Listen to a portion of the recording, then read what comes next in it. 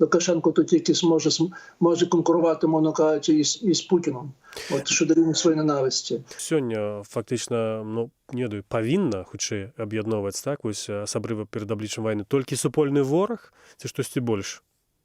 Цілком було можливо, що ми колись би стали одною нацією. Расія фактично зрозуміла, що вона страчує Україну назавсьоди. Ми можемо боротися, звичайно, будемо боротися дуже довго, але ми не можемо виграти в цій війні без допомоги Заходу. Росія зовсім зараз не може справитися з тим режимом. Абсолютно. Білорусь ще може. Тут ми ближчі, українці і білоруси з вами. Прывітанне, вы глядзіце канал Свабода Прэміум, з вами ў празе Дмітрый Гурневіч, а сёння на сувязі са мною са Львова украінскі гісторык Ярослав Грицак. Добрый дзень, спадар Ярослав. Вітаю вас, слава Україні.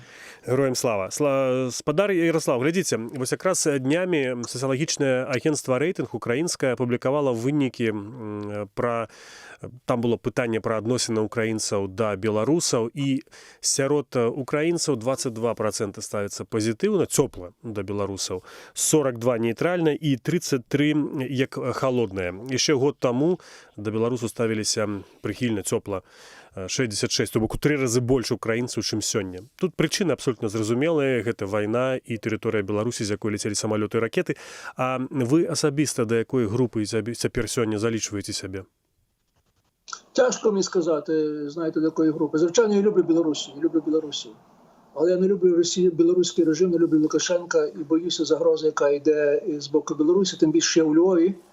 А ця загроза більш реальна зараз для Волині, для Галичини, тому що йдеться про те, щоб відрізати Україну від поставок Заходу. І ми цю загрозу приймаємо дуже реально. Тому, знаєте, в мене різні почуття, скажімо так. Почуття, які історичні теплі, але з другого боку є реальні почуття щоденної загрози. А скажите, ласка, на вашу думку, вось гэтыя адносіны, которые значна зараз пагоршыліся, гэта ўжо незваротная з'ява, прынамсі вельмі доўгая, не ведаю, на дзесяцігоддзі? Думаю, що ні. Думаю, що це залежить від результатів війни, від поведінки Путіна, від поведінки Лукашенка, і що взагалі станеться з ними, і що буде з Білорусією. Я пам'ятаю, коли ще в 2013 році Лукашенко був один з найбільш провабливих лідерів для українців. Особливо. Так, шмат гадоў, нават звыш 60%.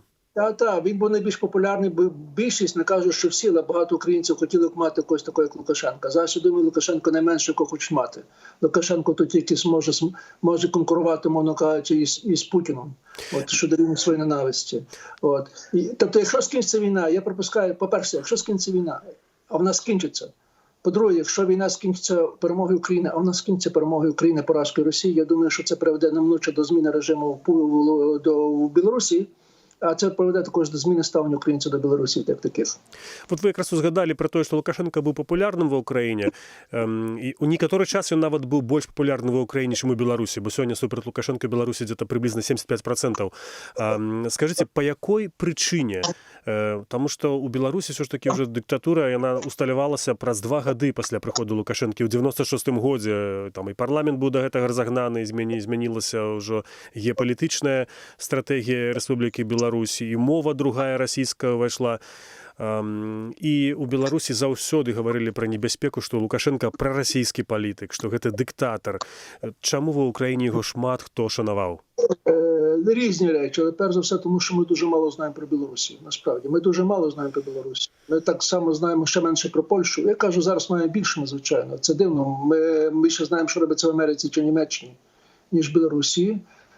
З причини буду пояснювати, які для мене очевидні. А по-друге, дуже важливо, що чим була приваблива Білорусь в відношенні України, просто стабільність. Українці люблять стабільність, бо боялися війни.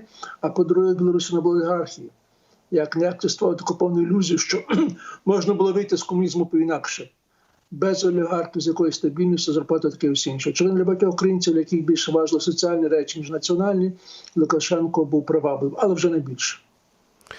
Вось прычына, пра якую мы на пачатку пачалі гаварыць, пра змену гэтага стаўлення, яна відавочная. Я ўжо нагадваў пра гэта, што і самалёты расійскія, і бомбы ляцелі ў бок Украіны з Беларусі.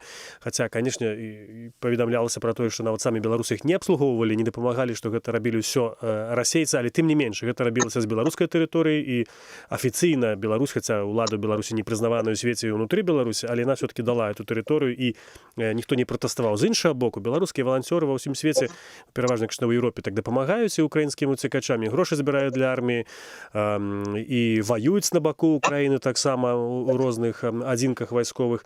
І была з'ява, конечно, рэйкавых партызанаў, людзі, которые стараліся запаволіць або спыніць расійскія тэхнікі, которые ехалі ў бок Украіны з дастаўкамі новай там або зброі, або нейкіх іншых прыпасаў.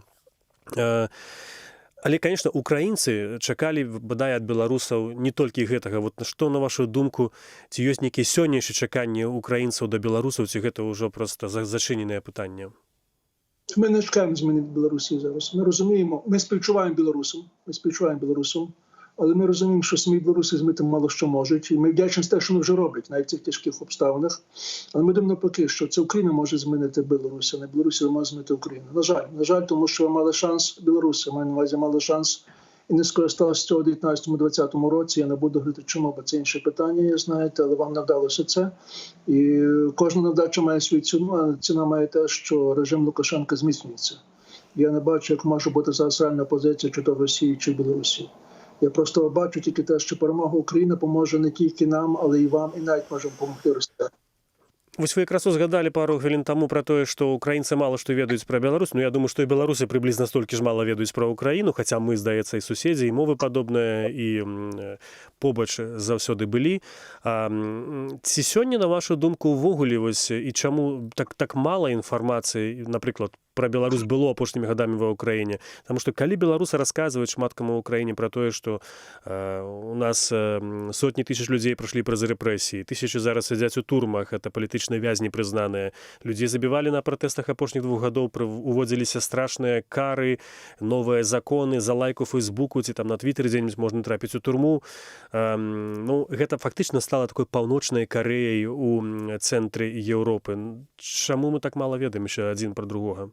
Я думаю, що проблема у нас і у вас є одна і та сама. У нас і у вас виглядає так, що маємо тільки одного сусіда, і це сусід Росія. От, і весь медіапростір, все те, що ми знаємо, це переважно про Росію. І позитивне, і негативне.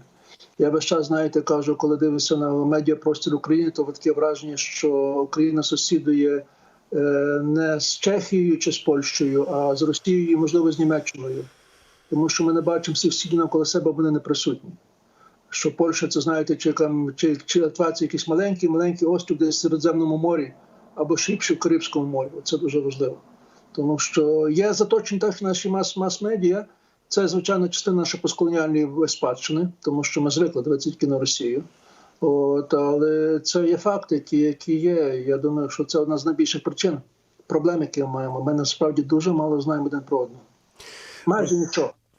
Вось, дарэчы, у гэтым жа даследаванні агенцтва рэйтынг, там цікавая такая была тэндэнцыя, што чым больш чалавек пазітыўна ставіўся да савецкай спадчыны, тым больш пазітыўна ён ставіцца да беларусаў. Чым ён ставіцца больш пазітыўна да гісторыі незалежнай Украіны, тым больш ён прахалодна або нейтральна ставіцца да беларусаў. Вот атрымліваецца што фактычна акрамя Савецкага Саюзу нас, у прынцыпе, нічога не аб'ядноўвае, або там, не аб'ядноўвала.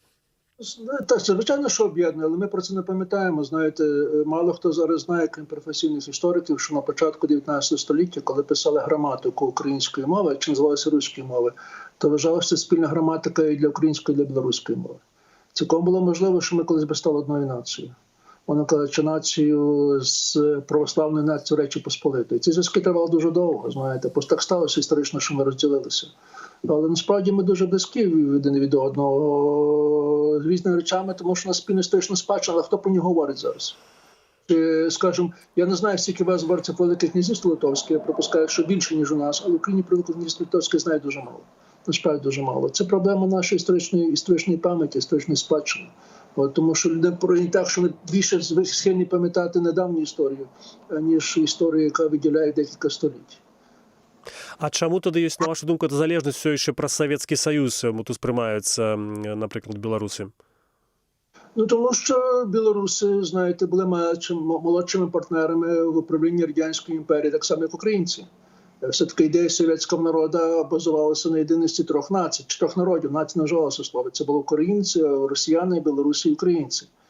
І це було ядро Радянського Союзу. І так чи інакше пам'ять про Радянський Союз пов'язана з цими трьома націями. Не з узбеками, з казахами чи навіть грузинами, а в першу чергу між українцями, білорусами і росіянами. І тому дуже багато хто відчуває ностальгію за Радянським Союзом, відчуває ностальгію за тим триєдиним Союзом. Што, на вашу думку, вось сёння фактычна, не ведаю, павінна хутчэй аб'ядноўваць, так, вось асабліва перад абліччам вайны, толькі супольны вораг ці штосьці больш? Спільний ворог – дуже важливо. Спільний ворог – це надзвичайно важливо, ми не можемо ігнорувати. І питання, чи білоруси відчувають Путіна як спільного ворога, і українці, чи взагалі відчувають як ворога, я думаю, пропускаю, що мають відчувати, тому що Путін – це не просто Росія, Путін – це війна. Навряд чи білоруси хочуть війни, чи то в активному, чи пасивному стані, знаєте, але думаю, що українці і білоруси тими народами, які найбільше зазнали втрат і трагедії в ХХ столітті. Для них лозунг «можемо повторити» – це неможливий лозунг, тому що надто добре пам'ятають, що таке «повторіть», що таке війна. А друге, що я вважаю, те, що в Україні, в Білорусі виросло молоде покоління. Це найбільш важливо. Я вважаю, що це найбільш важлива зміна, яка сталася у нас. І ваше молоде покоління, і наше молоде покоління дуже між собою схожі. Мовно кажучи, не хочуть на Захід. Не хочуть на Захід, і ліберальні, хочуть свободи, і Лукашенко, для них це не є вибір. Я, до речі, чытаў ваше інтэрв'ю польскаму тыгодніку паўшэхнаму. Вы там казалі пра тое, што гэта адна фактычна, магчыма, галоўная прычына, чаму Пуцін вырашыў напасці на Ўкраіну, таму што адбываецца змена пакаленняў, і гэта, па сутнасці, апошняе пакаленне ва Ўкраіне, которое там кіруе, адыходзіць, ужо фактычна новае прыйшло, і яно больш глядзіць на захад, чым на Расію. Расія фактычна зразумела, што она страчвае Ўкраіну назаўсёды. Ці вот тое, што сёння адбываецца вайна, ці гэта ўжо увогуле не ёсць кропкай для Ўкраіны ў нейкіх там магчымых нармальных адносінах з Расіяй, гэта канчатковы выбор на захад? Ну, знаєте, похід на Захід не означає розрив стосунків з Росією. Просто означає, що має бути інша Росія. Тому що, знаєте, ніхто не побажав би собі мати такого великого ворога, як Росія. Рано чи пізно мусимо шукати з нею примирення. І примирення – це дуже європейська ідея. Це те, що сталося між Францією і Німеччиною. Чи сталося, що між Польщею і Німеччиною. Тепер, знаєте, навряд чи ми знаємо, яка була історія кривава в них, але ми собі розуміємо, що не можна уявити собі війну зараз між Берліном і Варшавою, чи Берліном і Парижем. Ми колись хочемо, щоб ті самі стосунки були між Києвом і Москвою. А для цього, в першу чергу, треба перемогти Путіна, а перемогти Путіна може тільки тоді, коли достатися до Заходу. Я вважаю, що це речі, які між собою пов'язані, тому що Україна сама протистояння з Росією не має шансів, бо вона надто мала. Ресурси не порівняння, але будучи частиною Заходу, вона має всі підстави і всі шанси перемогти не так Росію, як цей путінський режим. І тоді дати Росії інший шанс. Бо сама Росія з собою не справиться. Знаєте, ми кажемо про Білорусію, я думаю, що Білорусі не є такий кричний стан, як Росії. Росія зовсім зараз не може справитися з тим режимом. Абсолютно. Білорусі ще може. Тут ми ближчі, українці і білоруси з вами. Росіяни набагато далі від нас. І на вашу думку, эта змена Расіі, ви казали, одразу треба перамагчы, але ці ось, бо ёсць такая версія або думка, што Расія не зменіцца, пакуль яна застанецца імперіяй. Ну, вельмі шмат в Украіне якраз таки про это гаворыцца, так? Не ведаюць, яна павінна што, раздзяліцца на нейкія кавалкі, на іншыя рэспублікі, там, паводле этнасаў, ці яе павінны падзяліць на сферу ўплыву, калі там яе перамогуць іншыя дзяржавы. Бо проста, калі не будзе Пуціна, ці гэта дастаткова для того, каб Расія змянілася? Ні, недостатньо, цілком недостатньо, вважаю. І навіть не вважаю, що Росія перестане бути імперією, чи буде імперією. Це не має для мене більше значення. Знаєте, імперії різні. Британська також була імперією. Але дивіться, Британія залишила після комуністичну спадщину. Знаєте, де вона була? Бо Британія модернізувала світ, політично модернізувала світ. Взагалі треба думати, що імперія колись була нормою. Дуже довго, до щонайменше до Першої світової війни. Проблема в Росії не так в імперії, проблема те, що вона не має розділеної влади політичної, що вона ніколи не модернізувалася політично, що там завжди влада була самодержавна, чи то в вигляді царя, чи в вигляді генсека, чи тепер в вигляді президента. Це найбільша проблема. Для мене проблема не так в існуванні Росії як імперії, в тому, чи в Москві вдасться розділити владу на різні гілки, незалежні від себе. Українці теж мають цю проблему, але ми проблему цю успішно рішаємо вже 30 років, у нас залишилися тільки незалежні суди. А Росія навіть не почала цього ще робити, знаєте, дуже важливо. Тому в мене дуже важливо, росіяни самі своїми проблемами справляться. Вони повинні робити реформи, але реформи під диктовку. Так само українці будуть робити реформи під диктовку, але диктування в випадку Росії має бути набагато сильніше. Тому що Росія має структурні зміни. Це є децентралізація, це є дерусифікація, а також демілітаризація Росії. А це мусить робитися з участю Заходу. Ось Україна якраз атрымлівае статус зараз кандыдата на ўступленне ў еўрапейскі звяз. Невядома пра сколькі, канешне, это можа адбыцца. Але тут пытанне больш такое палітычна, адміністратыўнае. Вы якраз займаеце гэтым в універсітэце, гэта ваша кафедра, звязаная з дзяржаўным кіраўніцтвам. Наколькі вось Украіна зрабіла таксама і гатовая сёння рабіць такія крокі рэформныя, так, рэфармісцкія дакладней, у бок Еўрапейскага Саюза. Потому што мы разумеем, што калі б не было вайны, магчыма, ніхто так хутка Украіне такога статусу не даў бы, але гэта вялікі шлях. Ну, дивіться, є теорія, вже говорить історик, теорія, як розвиваються слабо розвинуті нації. А признаємо, що Білорусі і Україні є слабі розвинуті нації, якщо прийняти, скажімо, розвинутим Заходом. Навіть Росія ледве має ПДВ потенціал Іспанії. Чи навіть Португалії, знаєте, на ці величезні розміри. А це означає, що одна з головних обставин, які розвивають ці країни, те, що має бути криза. Тому що в них повільні реформи не діють. Тактика Слимака чи Черепахи повільно, впевнено, надії взагалі. Вона може тільки застрибнути у цей стан, змінити траєкторію. А шанси на стрибок появляються великої кризи, часу великої кризи. Чи то кризи економічної, чи революції, чи війни. І, власне, те, що зараз є, ми маємо війну, яка стає нарешті кризу, дає на той шлях. Тому що має бути відчуття, що гірше бути вже не може. Це зараз є. От падчас размовы з украінцамі, за звычайнымі, я зараз не кажу пра палітыкаў ці нейкіх там бізнесоўцаў, яны пастаянна наракаюць на алігархію, на беспрацоўе. Ці цяпер, і ўвогуле пра адсутнасць, скажам, неяк, ведаеце, адчуванне, што гэта іхная дзяржава, таму што шмат людзей эмігруе, ці гэты стан вайны, ці ён змяняе стаўленне людзей таксама да ўласнай дзяржавы. Канешне, мы зразумеем, што зараз салідарнасць неверагодная ўнутры ўкраінцаў і ўсім свеце, але ці гэта перакладаецца таксама на функцыянаванне самой дзяржавы? Я скажу, да, соціологія вперше за історію 30 років у існування української держави є довіра до держави, вперше, висока довіра. Цього раніше не було. І це супроводжується також почуттям, що події в країні розвиваються в нормальному, в доброму напрямку. Це зуважте, це парадокс. В країні йде війна, а більше українців вважають, що розвивається в правильному напрямку, бо появляється надія. Появилася надія, появилася мрія. Дуже багато українців залишає Україну, але зверніть увагу, що десь з початку травня, здається, 10 травня, вперше в Україні зафіксовано показник, що більшість вертається, аніж виїжджає з України. Тобто це щось говорить, в країні йдуть певні процеси. Ці процеси були перед війною, просто ми їх немало помічали, війна їх дуже сильно випуклила і стала дуже видимими. Що стається війна? Війна робить речі неможливі можливими. Зокрема, є таке дослідження, може ви знаєте, Пікета, який написав цю працю «Вдома капітал 21 століття». Що він показав соціологічно? Що війна робить ефект урівняння. Мовно кажучи, всі бідніють, але багатші бідніють набагато швидше, ніж бідні. Це створює враження, що, в принципі, олігархія сильно послаблюється. І ми зараз бачимо, що роль олігархії в Україні практично ніяка.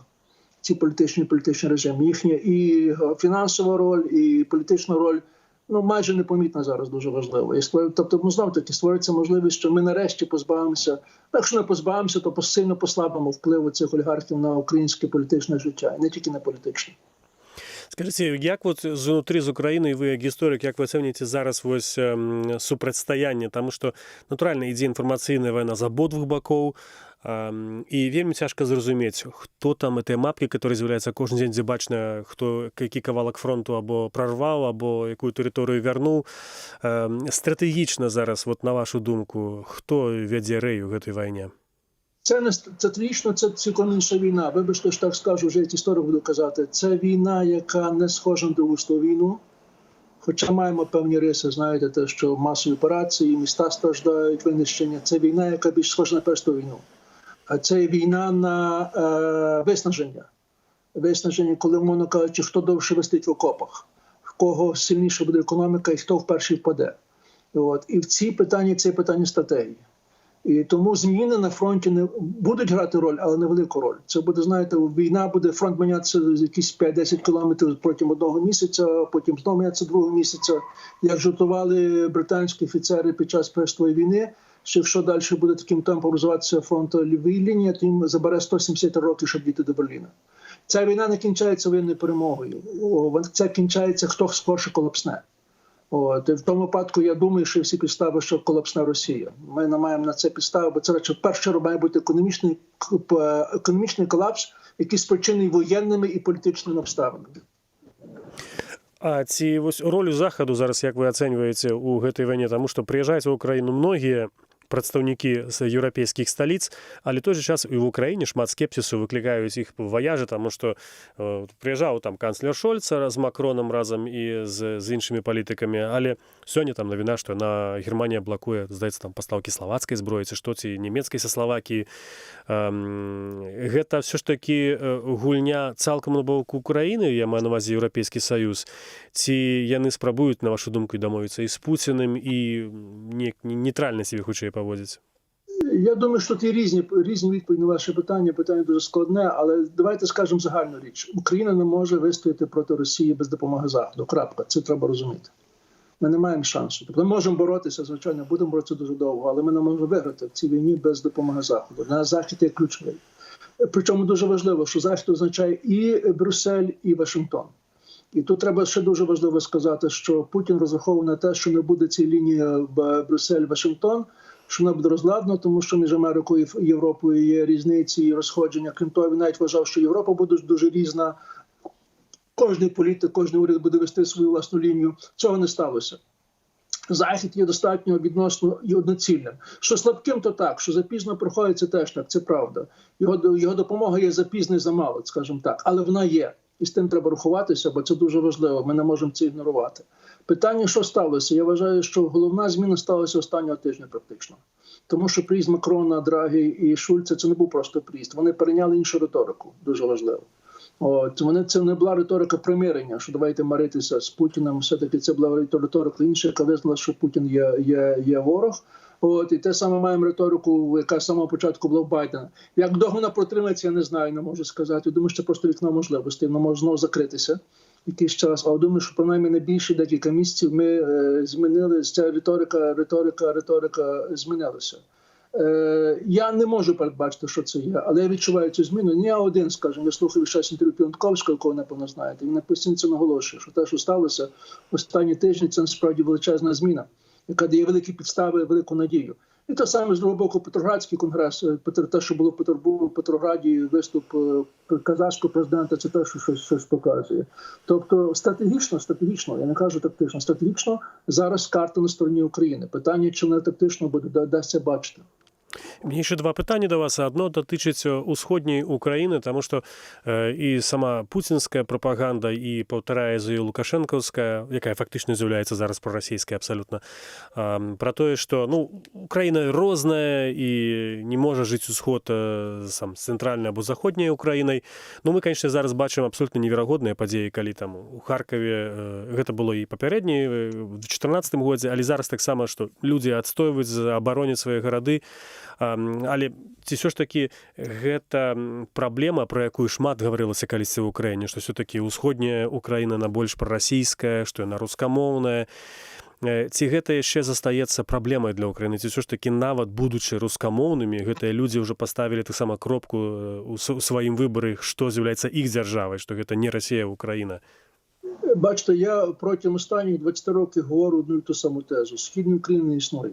Як такої. Це не є цілісність. Це те, що існує в результаті пропаганди.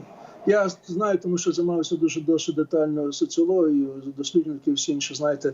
Умовно кажучи, якщо брати Харків, Донецьк і Дніпро, це три різні регіони. Умовно кажучи, ніхто не любить Донецьк, тільки Донецьк любить сам себе. Рівень напруги між Донецьком і Дніпром є дуже високий. Те, що в 2014 році Дніпро був на стороні Києва, на стороні Донецька, це не випадково. Знаєте, це різниця.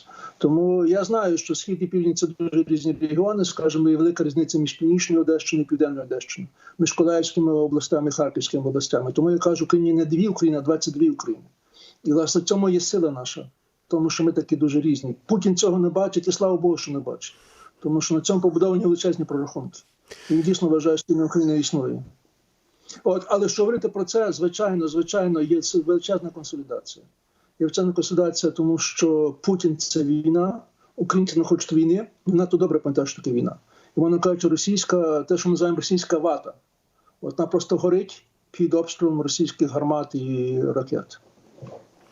І сёння якраз завяршаючы нашу размову, не магу не ўзгадаць сёння якраз пачатак гадавіны, дакладней пачатку падзей, якую ў Савецкім Саюзе і ў Беларусі яшчэ называецца ў Расіі вялікай адчыннай вайной, калі гітлераўская Германія напала на Савецкі Саюз, напала на заходнюю Украіну, на заходнюю Беларусь, перш за ўсё ад пачатку.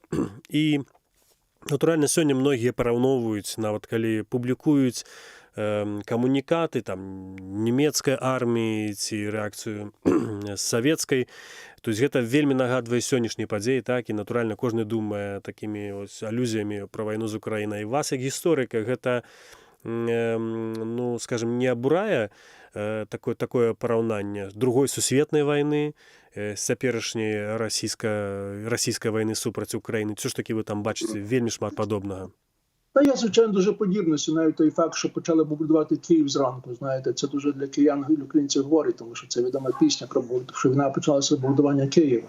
Але вважаю, що це паралелі і аналогії, вони дуже поверхневі дуже сильно.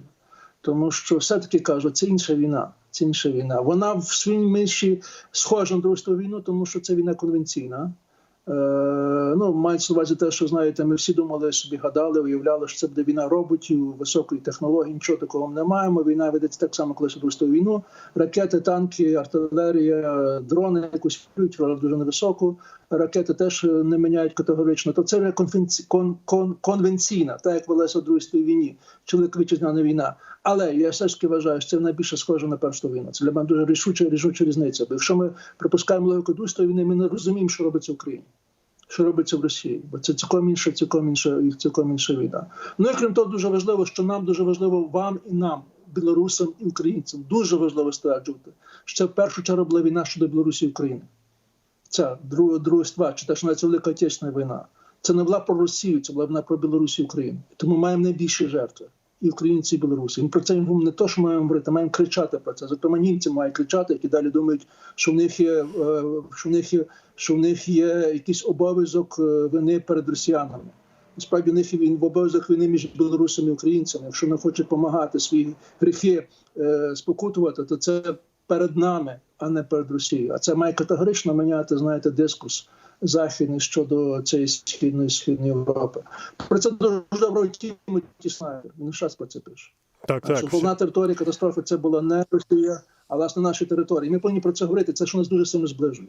Але це тому, що нас зближує, тому що я вважаю теж, вибачте, що скажу останнє, що вважаю, що все-таки атака з боку Білорусі дуже мало ймовірна, якщо і буде ймовірна, навряд чи не по результаті, тому що Білорусі і українці там теж таки війна. Вони війни бояться, на відміну від росіян, де росіяни вважають, що війна – це щось дуже красиве і може повторити. І це войнушка. Дзякуй вялікі. Я нагадаю нашим глядачам, што сёння маім госцем са Львова быў украінскі гісторык Ярослав Грыцак, а ў празе для вас працаваў Дмітрый Гурневіч. Усяго вам самага добрага, заставайцеся разам з намі, заставайцеся са свабодай.